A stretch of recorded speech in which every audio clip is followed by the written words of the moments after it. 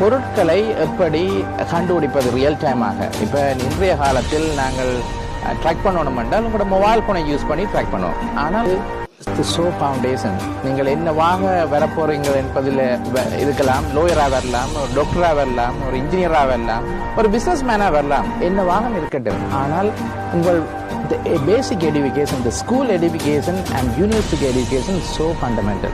பச்சுடன் இணைந்து நாங்கள் இப்படியான ஸ்டெம் எடுகேஷனை, சயின்ஸ், டெக்னாலஜி, இன்ஜினியரிங், மேத்தமெட்டிக்ஸ் எடுகேஷனை எப்படி ஸ்கூலில் இன்ட்ரடியூஸ் பண்ணுவது, இப்படியான ப்ரோக்ராமை எங்களோட ஸ்கூல் பிள்ளைகள் நல்லா ஓடுகின்றதோ, இந்த துறையில் உங்களுக்கு டேலண்ட் இருக்கோ அந்த துறையை நோக்கி செய்யுங்கள். பிகாஸ் நீங்கள் you code to play to your strength. அந்த துறை நேயர்களே, சுவிஸ் நியூஸ் 7 சார்பாக ஈழத்து விஞ்ஞானி டாக்டர் சபேசனன் அவர்களை சந்திக்கிறோம். வணக்கம் அண்ணா. வணக்கம். அந்த வகையில் நீங்கள் சுவிட்சர்லாந்துக்கு விஜயம் மேற்கொண்டிருக்கிறீர்கள். உங்கள் விஜயம் தொடர்பாக நேர்கொள்ள பகிர்ந்து கொள்ளுங்கள். நிச்சயமாக இன்று சாவச்சேரி இந்து கல்லூரி பழையமாணர் சங்க சுவிஸ் கிளை தங்களது இசை விழாவை செய்து கொண்டிருக்கிறார்கள். அந்த இசை விழாவுக்கு எங்களை சீஃப் கெஸ்டாக இன்வைட் பண்ணியிருக்கிறார்கள். அதற்காக நாங்கள் இங்கு இந்த சுவிஸ் நகருக்கு வந்திருக்கின்றோம். நீங்கள் யாழ் மாவட்டத்தின் புலோப்பளையை புறப்புடமாக கொண்டவர்.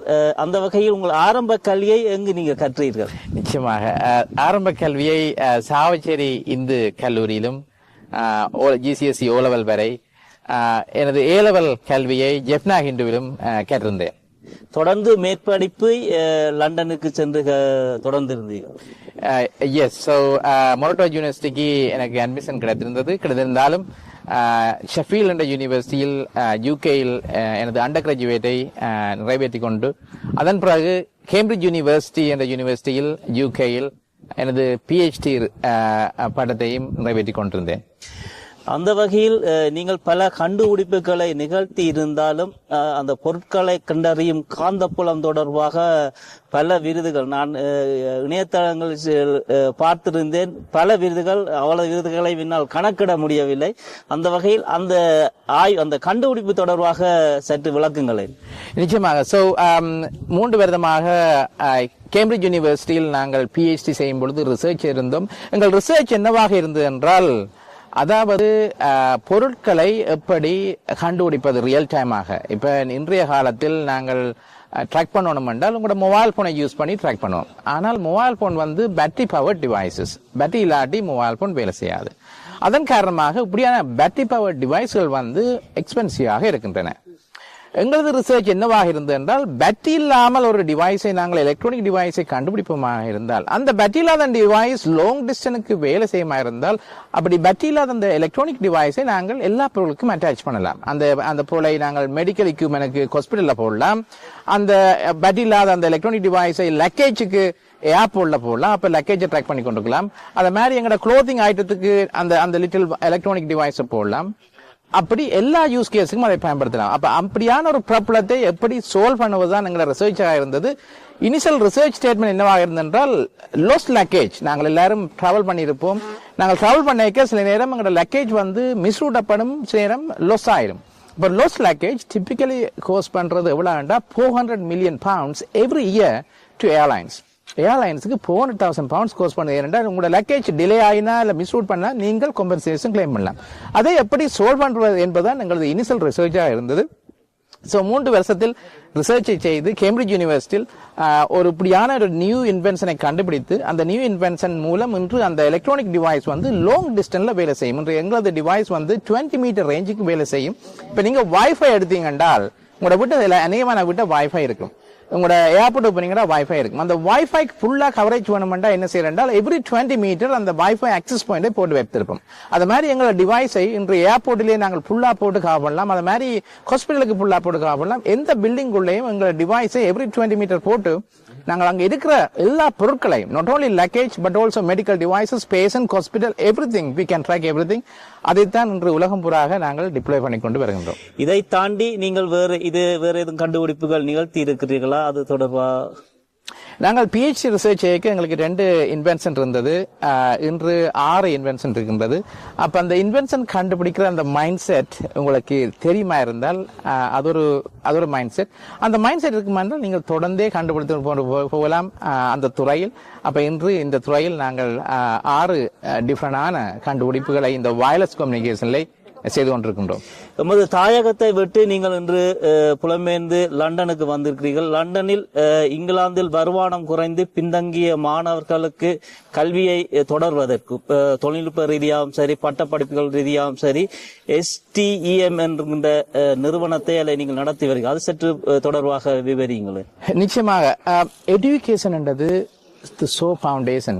நீங்கள் என்னவாக வரப்போறீங்கள் என்பதில் இருக்கலாம். லோயரா வரலாம், ஒரு டாக்டரா வரலாம், ஒரு இன்ஜினியரா வரலாம், ஒரு பிசினஸ் மேனா வரலாம், என்னவாக இருக்கட்டும். ஆனால் உங்கள் பேசிக் education, the school education and university education so fundamental. அப்படி ஒரு நல்ல ஒரு அழகான ஒரு ரவுண்டட் எஜுகேஷன் உங்களுக்கு இருக்குமா இருந்தால் உங்கள் ப்ரொஃபஷனல் லைஃப் மட்டுமில்லை, உங்கள் வாழ்க்கை கூடி சிறப்பாக இருக்கும் என்ற அப்படியோட ஒரு மெச்சூரிட்டி உங்களுக்கு வரும். அப்படியான எஜுகேஷன்ல நாங்கள் ப்ரமோட் பண்றது என்னென்றால் ஸ்டெம் எஜுகேஷன் என்று சொல்லுவோம். Science, engineering, technology and mathematics. STEM என்றால் என்ன அது ப்ரமோட் பண்ணுது என்றால் உங்களுக்கு ஏர்லியாக mathematics, critical thinking, analytical thinking skill உங்களுக்கு வருமா இருந்தால் உங்களால திங்க் பண்ணக்கூடியதா இருக்கும். அப்ப நாங்கள் ஏர்லியான ஸ்கூல் ஸ்டூடெண்ட்ஸுக்கு அப்படியான ஸ்கில்லை நாங்கள் என்கரேஜ் பண்றோம், ப்ரொமோட் பண்றோம். என்றால் அப்படியான ஸ்கில் உங்களுக்கு வருமா இருந்தா தான் நீங்கள் ப்ராப்ளம் சால்வ் பண்ணுவீங்க. ரியல் வேர்ல்ட் ப்ராப்ளம்ஸ் வீட்டை எடுத்து பண்ணலாம் ப்ராப்ளம், ரோட்ல போனாலும் ப்ராப்ளம், எங்க சொசைட்டி போனாலும் ப்ராப்ளம். அப்ப ப்ராப்ளம் சால்விங் ஸ்கில்ல இம்ப்ரூவ் பண்றதுக்காகத்தான் இப்படியான ஸ்டெம் எஜுகேஷனை நாங்கள் ஸ்கூலுக்கும் யூனிவர்சிட்டியிலும் என்கரேஜ் பண்ணுகின்றோம். இவ்வாறான கல்வி திட்டங்களை தாயகத்திலும் முன்னெடுத்து வருகிறோம். அந்த வகையில் எத்தனை மாணவர்கள் எவ்வாறான திட்டங்களை நீங்கள் தாயகத்தில் இலங்கையில் முன்னெடுத்து வருகிறீர்கள்? வடமாகாண கல்வி அமைச்சுடன் இணைந்து நாங்கள் இப்படியான ஸ்டெம் எஜுகேஷனை, சயின்ஸ், டெக்னாலஜி, இன்ஜினியரிங், மேத்தமெட்டிக்ஸ் எஜுகேஷனை எப்படி ஸ்கூலில் இன்ட்ரடியூஸ் பண்ணுவது, இப்படியான ப்ரோக்ராமை எங்களோட ஸ்கூல் பிள்ளைகள் ஆண்டு 6ல் இருந்து O level வரை எப்படி என்கரேஜ் பண்ணுவது, இதை பற்றி இப்ப வடமாகாண கல்வி அமைச்சுடன் சேர்ந்து வடமாகாணத்தில் மட்டுமே ஆல்மோஸ்ட் 1000 ஸ்கூல் இருக்கின்றன. அப்ப பல ஸ்கூல்களுக்கு இப்ப அப்படியான ப்ரோக்ராமை இனிஷியேட் பண்ணி கொண்டிருக்கின்றோம். இனிஷியலா ஒரு பைலட் ப்ரோக்ராமாக ஸ்டார்ட் பண்ணுவதற்கு ப்ரப்போசல் செய்து கொண்டிருக்கின்றோம்.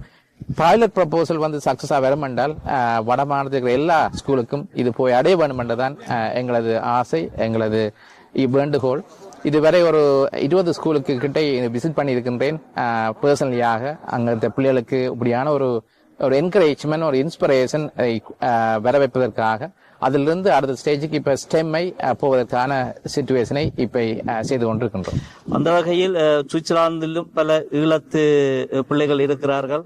அவர்களும் ஆய்வு தொடர்பாக அல்லது இந்த கண்டுபிடிப்புகள் தொடர்பாக தங்களோடு தொடர்பு கொள்ள வேண்டும் என்றால் நீங்கள் உதவ தயாராக இருக்கிறீர்களா? நிச்சயமாக. சுவிட்சர்லாந்து மட்டுமில்லாக புலம்பெயர்ந்த மக்கள் எங்கே இருந்தாலும், ஜெர்மனி, பிரான்ஸ், கனடா, அமெரிக்கா எந்த நாளில் இருந்தாலும் தொடர்பு கொள்ளலாம் என நீங்கள் லிங்க்டினுக்கு போனீங்க என்றால் சபேசன் சிதம்பரநாதன் என்ற பெயரில் லிங்க்டில் இருக்கின்றேன். அது மட்டுமில்லாமல் பேஸ்புக்லேயும் நீங்கள் ரீச் பண்ணலாம், சபேசன் சிதம்பரன் என்ற பெயரில் இருக்கின்றேன். அப்படியே உங்கள் சோசியல் மீடியாவில் நீங்கள் இல்லாட்டி பர்சனலாய் என்ற university, Cambridge university email address சொல்கின்றேன், ss740@cam.ac.uk. அதிலையும் நீங்கள் ரீச் பண்ணலாம் என ரீச் பண்ணுங்கள். உங்களுக்கு ஏதாவது ரிசர்ச் சம்பந்தமாகவோ அல்லது இனோவேஷன் சம்பந்தமாக அல்லது ஒரு அட்வைஸ் தேவைப்பட்டால் நிச்சயமாக more than happy to help you. நீங்கள் கிட்டத்தட்ட நாங்கள் நினைக்கிறோம் ஒரு 25 அவார்டுகள் பிரித்தானிய அரசர் உட்பட உலக இளம் கண்டுபிடிப்பாளர்களுக்கான விருது, தகவல் தொடர்பான விருது, உலக பொறியியல் சிறந்து உலகங்களுக்கான விருது என்று பல விருதுகள் இணையதளங்களில் கொட்டி கிடக்கின்றன. கிட்டத்தட்ட உண்மையில் எத்தனை விருதுகளை நீங்கள் வென்றிருக்கிறீர்கள், கிடைத்திருக்கிறது? நீங்கள் சொன்ன மாதிரி பல விருதுகள் கிடைத்தன. அதையெல்லாம் கடவுள் தந்த பாக்கியம் என்று சொல்ல வேண்டும். வந்த பாதையில் எங்களுக்கு நல்ல ஒரு எஜுகேஷன் கிடைத்தது. சாவிஜர் ஹிந்துவிலேயோ, ஜெஃப்னா ஹிந்துவிலேயோ, அதற்கு பிறகு கேம்பிரிட்ஜ் யூனிவர்சிட்டியிலேயோ கிடைத்த எஜுகேஷன் தான் எங்களை இந்த நிலைக்கு மாற்றியது. அந்த ஒரு எஜுகேஷன் எங்களை கேம்பிரிட்ஜ் வந்தது எங்களை கம்ப்ளீட்லி டிரான்ஸ்ஃபார்ம் பண்ணது. கேம்பிரிட்ஜ் யூனிவர்சிட்டி போய்க்கு ஒரு நார்மல் நர்வஸ் ஸ்டூடெண்டாக இருந்தேன். கேம்பிரிட்ஜ் யூனிவர்சிட்டியிலிருந்து 3 வருஷம் வந்த பிறகு Cambridge university change me completely. அப்படியாக சேஞ்ச் பண்ணதான் இன்று இப்படியான ரிவோர்ட்களை எனக்கு பல நீங்க சொன்ன மாதிரி பல ரிவோர்ட்களை UK மட்டுமில்லை இன்டர்நேஷனல் லெவலையும் கிடைத்திருந்தது. தேங்க்யூ. புலம்பெயர்ந்த தேசத்தில் பிறந்து வளர்ந்து வாழ்கின்ற இளம் தலைமுறைக்கு நீங்கள் ஏதும் கருத்து கூற விரும்புகிறீர்களா? நிச்சயமாக. இந்த கரண்ட் சிச்சுவேஷன் என்னவென்றால் ஆர்டிபிஷியல் இன்டெலிஜென்ஸ் உலகத்தையே மாற்றிக் கொண்டிருக்கின்றது. சோசியல் மீடியா மற்ற பக்கத்தில் உங்களை டிஸ்ட்ராய் பண்ணி கொண்டிருக்கிறது. அப்ப இப்படியான இந்த சிச்சுவேஷன்ல கரண்ட் ஜெனரேஷன் ஷைன் பண்றது நோட் ஈஸியான விஷயம். டிஸ்ட்ராக்ஷன் ஒரு பக்கம், மற்ற பக்கம் ஜொப்பை ஏஐ எடுத்துக்கொண்டிருக்கின்றது. அப்ப இந்த நேரத்தில் நீங்கள் நிச்சயமாக பாடசாலை படிக்கும் காலங்களில் உங்கள் போக்கஸ் எங்க இருக்கணும்டா சோசியல் மீடியால இல்ல, உங்களோட போக்கஸ் படிப்பில இருக்கணும். சோசியல் மீடியா திருப்பி வரலாம். சோ இப்ப இந்த வாட்ஸ்அப், ஸ்னாப்சாட், இன்ஸ்டாகிராம், டிக்டாக் அதெல்லாம் பாக்குறத விட்டுட்டு நீங்கள் ஸ்கூல்ல படிக்கிறீங்கன்னா பாடத்துல எஜுகேஷன்ல போக்கஸ் பண்ணுங்க, நல்ல ஒரு பவுண்டேஷனை எடுங்க. அதுதான் உங்கள் வாழ்க்கையே தீர்மானிக்க போகின்றது. அதுல இருந்து யூனிவர்சிட்டி போங்க. யூனிவர்சிட்டி போய்க்க வேணுமென்றால் சோசியல் மீடியா ஒரு கொஞ்ச நேரம் பாருங்கள். அதுக்காண்டி 6 மணி நேரம் ஒரு நாளும் வாழ்க்கையில சோசியல் மீடியால இருந்தீங்கன்னா உங்கள் வாழ்க்கையே அது டிஸ்டர்ப் ஆயிடும்.